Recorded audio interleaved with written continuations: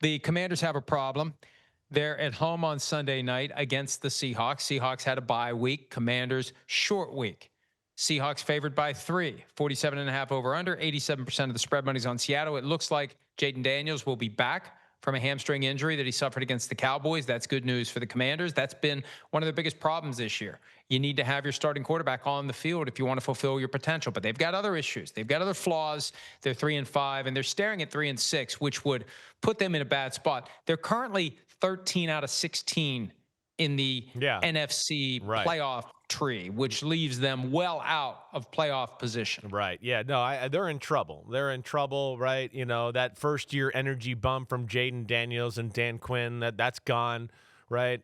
You know, Dan Quinn and his ability to evolve and continue to go different places on the defensive side of the ball, I question that. You know, you'll hear me say that. I mean, it fell apart in Atlanta as soon as Kyle Shanahan left. It went downhill. So that's where I question things about Washington. Their defense is not good, and that's not good against Seattle. Seattle will stay patient with the run, and they're not a great running team, but I think they'll be able to run the ball on Washington. And then Seattle's what? The biggest pass play team in football right now?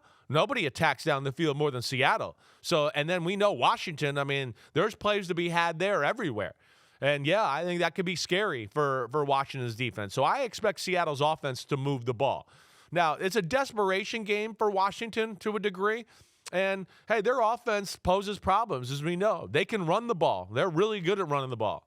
But I think the Seattle D is pretty damn real. And I do think they'll be able to stop the run. And I think they got the speed on the edge to contain Jayden Daniels to a degree when he does scramble and run and do all of that. Now, I don't know where this Seattle defense is health-wise in the secondary. Witherspoon Steele's dealing with something, right? I know Julian Love is as well. So see where this goes. He had a setback this week on his hamstring. Yeah, so there we go. So I had it 23-20 Seahawks. I'm going to go 24-20 Seahawks. We have Bingo. For the first time in weeks. And I did 24-21. I saw the spread was 3. And in my mind, before you said it, I said I'm going to go 24-20. Bingo, bango, bongo. And it becomes a bingo, bango, bongo, bunghole, of course, if the final score is 24-20, Seattle over Washington. The Seahawks are unbeatable on the road, and they have extra time to get ready, and they're just the better team right now. And, you know, for the Commanders, it's a shame because there was so much hope coming into the season. The way things ended last year, let's build on it. You know, we've seen teams that make it to the NFC Championship or the AFC Championship as the stepping stone to having a Super Bowl run. It's just got to be a gutting feeling to have had such a special season last year and have it fall apart this year. But 3-6 seems to be coming, and the Commanders will be, as a practical matter, out of the playoff chase by the time we get to week 10. As a practical matter, they could still turn it around. There was a time, remember 2012? I believe they were, correct me if I'm wrong, I believe they were like 3-6 and won 7 in a row.